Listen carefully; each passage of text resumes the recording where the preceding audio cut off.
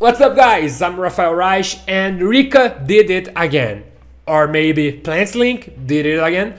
Well, after a long time with no relevant results, like maybe one spot on top 32 of ICS, maybe one spot at the top cut of a national, but from a long time not being relevant, the Plant Gang did it again on Europe.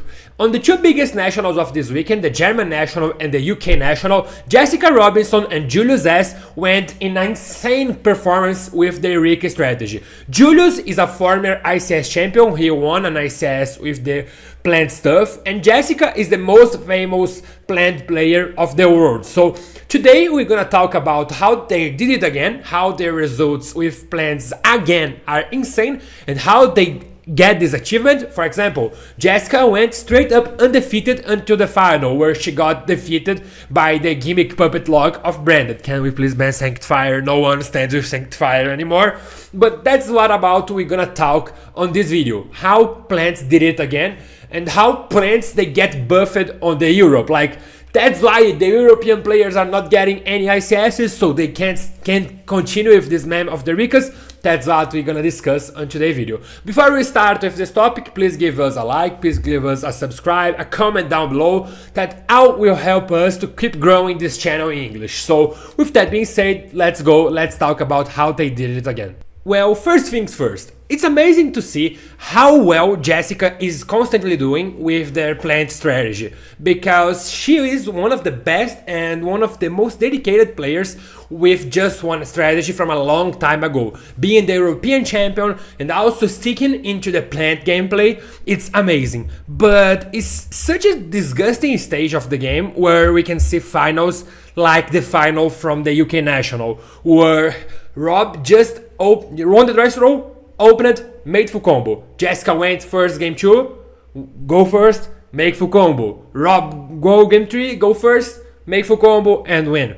And this is such a problem on the game, because this is the kind of problem where we can just blame the game design at itself. Because right now we have two big problems on the Yu-Gi-Oh design. First, the one card combo with 18 to 20 tech card spots, and I'm talking about Empire and Snake Eye, but also the crazy going first decks like the PlantsLink and like the Branded stuff, because they are pretty much similar on what they are trying to achieve. They are crazy going first decks. There are no way you're gonna ever lose a game where you go first if you don't break, for example, because this is a low percentage of the cases. But they are decks that are so resilient to hand traps. They are decks that they are so good going first. The combo they make are so strong. There are no way they are gonna lose this kind of games. And when they face each other, like in these finals, there is nothing much you can do. There is nothing much on your power to do so. It's true that Jessica went undefeated on Swiss, and she also lost a bunch of dice rolls. But I don't think that's the rule for Rikas, for plants. I think on most of cases you are just gambling and hoping to go first in many of cases. So, and this is not like a problem just for plants. Like, there is no such thing as a way to fix this problem, because this is a problem. The cause of this problem is the game design that lets things like this happen. Like, you can see this is the field Jessica made while going first uninterrupted with just a Genius Lochi, and this is the field Julius also made going first while getting interrupted by one hand trap on game 1. So what can be the difference here? Julius won the dice roll and Jessica no? Yes, I know, it's not as simple as that to just put an entire tournament run on just, oh, he won the dice roll, oh, she lost the dice roll. But still very weird that we are in a game state where things like that keep happening all over again. And by that, I also mean how the Branded strategy is also a deck like that. Like, the Branded strategy is also trying to do something like that. Something that I think it's very unfunny and also unpleasant to watch. I don't think anyone ever liked to watch these finals between Branded and Plant, because they were like just show-offs of how good the decks are going first and uninterrupted, because they just go for their full combo insane. And this is also insane because Rob, he even drew a copy of Forbidden Droplet. But there are so many interactions on field that this droplet by itself is simply not enough. It's not enough to do a Forbidden Droplet over a committed going first combo, so it's weird. But now, with that being said, let's talk about their deck lists. Let's talk about how the plants performed.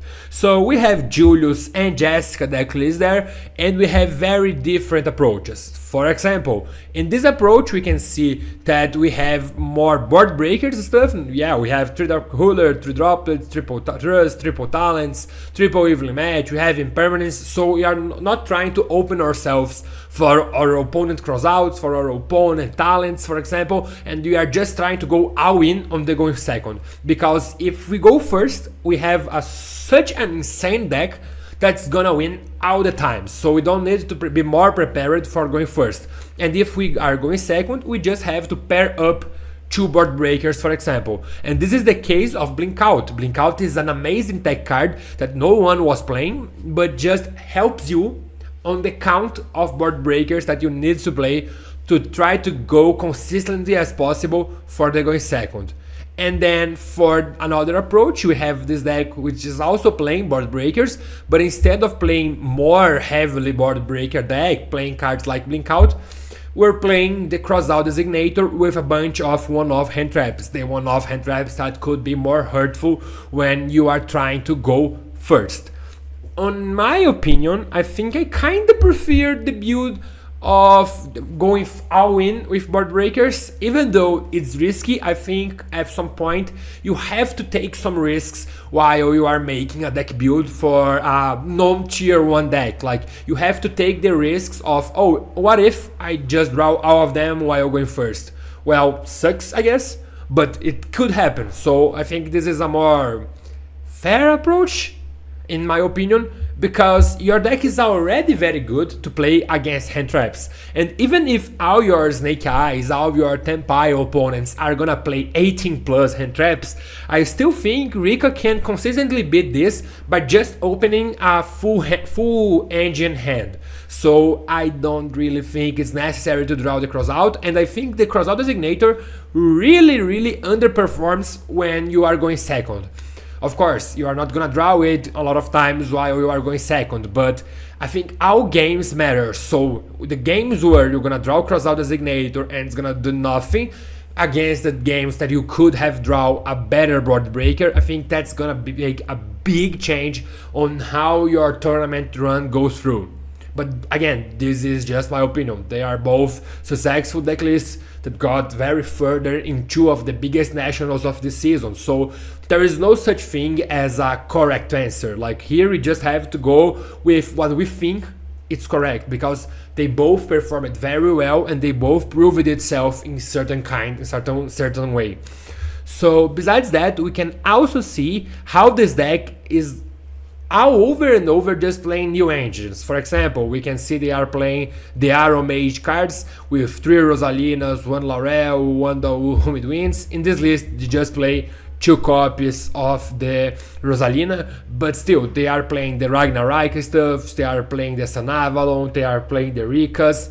This deck can't be called Rika anymore, because if we're gonna count, we have like 3, 4, 5, 6 Rika monsters over your 60 cards deck, because they are not the focus anymore. They are good extenders, they are good combo enables, but they are not what you are trying to achieve at this point. Even if you are trying to achieve Rika Con, you are trying to achieve Rika's shit, they are just extra steps on your gameplay. They are not what you are trying to achieve while going first. Well, with all of that being said, I think this deck, they have actually very interesting points. We have been seeing the rise of the board breaker Snake Eye, and I think this deck, it just comes up with something very similar, trying to break the boards with deck cards instead of hand trapping your opponents. Because if you are trying to hand trap your opponent to death, what's most likely going to happen is that you're just gonna compare your hands with your opponent, and whoever has the best hand wins. But when we are trying to go with board breakers, this dynamic changes a lot. So that's very interesting, and I think that's something we can't take from this deck, even if you are not going to play plants in the future. And still, another thing we have to say is like, please, can we just ban Jasmine? Can we just like give to this card the Zol treatment? Because I gotta say, Rika is a crazy deck because it's so frustrating to play against Rikas, because if they go in first, there is nothing much you can do. The hand traps, I feel they don't make enough.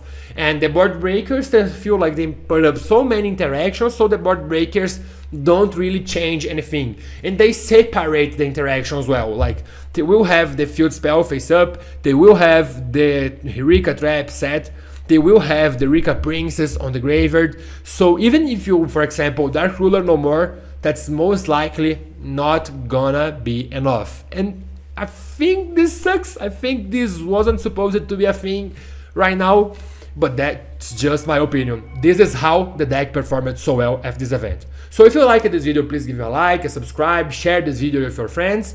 And with that being said, goodbye, see you next video.